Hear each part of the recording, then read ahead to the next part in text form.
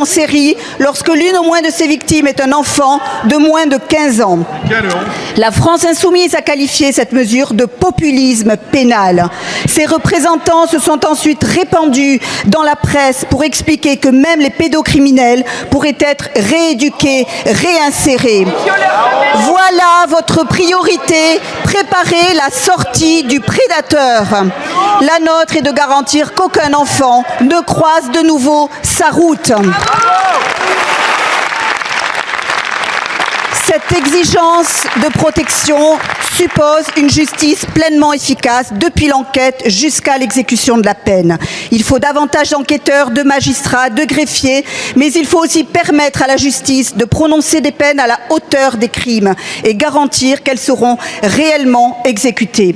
Une perpétuité dont la période de sûreté peut être remise en cause n'est qu'une perpétuité de papier. Pour les criminels les plus dangereux, elle doit produire pleinement ses effets. C'est également la raison pour laquelle nous défendons les peines planchers. Lorsqu'un prédateur a violé plusieurs victimes et détruit plusieurs vies, notamment celles d'enfants, notre première responsabilité est de l'empêcher définitivement de nuire. Nous voterons donc pour le rétablissement de l'article 11 pour que les auteurs des crimes les plus abominables puissent être condamnés à perpétuité. Merci Madame la députée. On a un débat et il est légitime que tout le monde puisse exprimer ses positions politiques. Mais quand notre collègue socialiste s'est exprimé tout à l'heure, du banc du Rassemblement national a été exprimé ce terme collabo. Et d'ailleurs, c'est confirmé à nouveau par les députés du Rassemblement national. À l'instant, Madame la Présidente, vous en êtes témoin. Donc je vous demande d'intervenir pour que ce type de déclaration et ce type d'insulte, il y soit mis un terme immédiatement pour qu'on puisse débattre, légiférer dans les bonnes conditions. Parce que vous n'avez pas le droit d'insulter la moitié des députés de l'Assemblée nationale sur ce sujet comme vous êtes en train de le faire. Allez. Merci Monsieur le député. Allez, non, s'il vous plaît, messieurs et mesdames les députés. Non mais, Monsieur Tanguy.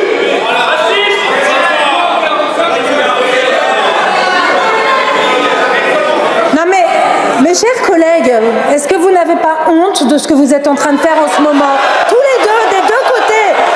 En fait, nous sommes l'Assemblée nationale, nos concitoyens attendent de nous du respect, de la considération, des débats où tout le monde s'écoute pour que nous puissions voter chacun en toute conscience. Est-ce que c'est trop difficile de vous demander ça pour nos enfants? Soyez sérieux un peu.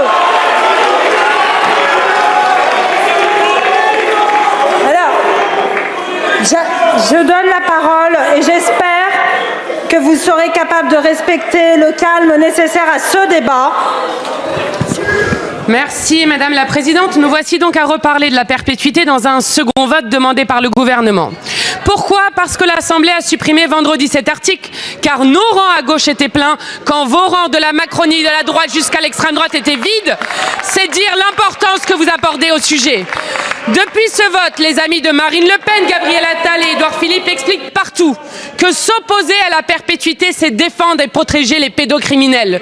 Je veux le dire solennellement ici, vous nous dégoûtez. Vous faites une mesure d'affichage pour mieux cacher le fait que vous ne mettez ni les moyens financiers, ni la volonté politique pour éradiquer les violences sexuelles contre les enfants. La perpétuité ne protégera pas les enfants. Moins de 1% des agresseurs sont condamnés dans les cas d'inceste. Vous inventez une peine qui toucherait à peine un pédocriminel sur 100. Pire, comme l'explique Camille Kouchner, cette dérive sécuritaire va empêcher les enfants de parler, car l'inceste repose sur le chantage du secret. La perpétuité comme la peine de mort font peser une responsabilité sur l'enfant qui le silencie davantage. Quant à Marine Le Pen et ses amis, c'est vous qui refusez la commission d'enquête Epstein avec M. Attal. C'est vous qui n'avez pas eu un mot sur le scandale Betaram. C'est vous qui défendez Mordicus Jean-Marc Morandini, condamné définitivement pour corruption de mineurs. C'est vous qui combattez l'éducation à la sexualité alors que c'est là où les enfants apprennent que leur corps leur appartient. C'est là où peuvent être détectés les enfants victimes d'agression. Nous assumons de poser la question. Merci Madame la Présidente. Un peu comme la semaine dernière, moi j'ai du mal à comprendre l'hystérisation de ce débat. On était là vendredi, Ça a parfois été compliqué, mais on arrivait encore à peu près à s'entendre. Mais une fois encore, l'opposition entre prévenir ces crimes et les sanctionner lorsqu'ils ont été commis n'a pas lieu d'être. On a besoin de deux jambes pour marcher. On a besoin de la prévention pour empêcher les crimes d'être commis et derrière pour traquer les agresseurs. Mais on a aussi besoin de les sanctionner lorsque ceux-ci commettent l'irréparable, l'impardonnable et la plus grave des atrocités. Et j'ai franchement du mal à comprendre comment on peut ne pas trouver normal d'aller sanctionner plus gravement que ça ne l'est aujourd'hui les viols sériels et ces comportements tout à fait atroces.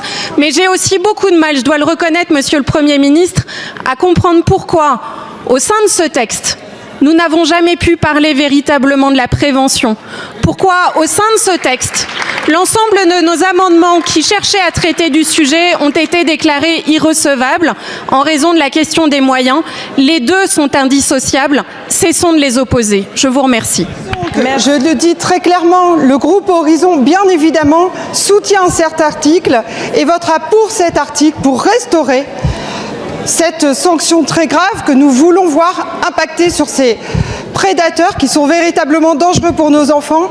Et je dois dire que je ne comprends pas la position de la gauche. Sachez que nombre de nos concitoyens nous interpellent parce qu'ils ne comprennent même pas qu'on puisse attendre la récidive pour en arriver à demander la perpétuité. Et aujourd'hui, vous leur envoyez une forme de crachat en ramant, en sortant les rames pour essayer de justifier un vote injustifiable. Évidemment, le groupe UDR soutient la réintroduction de cet article 11 et je dois dire que je suis extrêmement choqué que ce texte ne puisse pas faire l'unanimité dans cet hémicycle. De quoi parle-t-on? On parle tout de même des pires crimes odieux qui sont faits à l'endroit d'enfants en bas âge. Comment ne peut-on pas tous être d'accord sur cette condamnation à la perpétuité dans ce cas-là? C'est absolument scandaleux. Chers collègues de gauche, j'avais compris au vu des débats qu'on a pu avoir le long de ce mandat que vous faites une allergie chronique à tout ce qui touche à la sécurité des Français.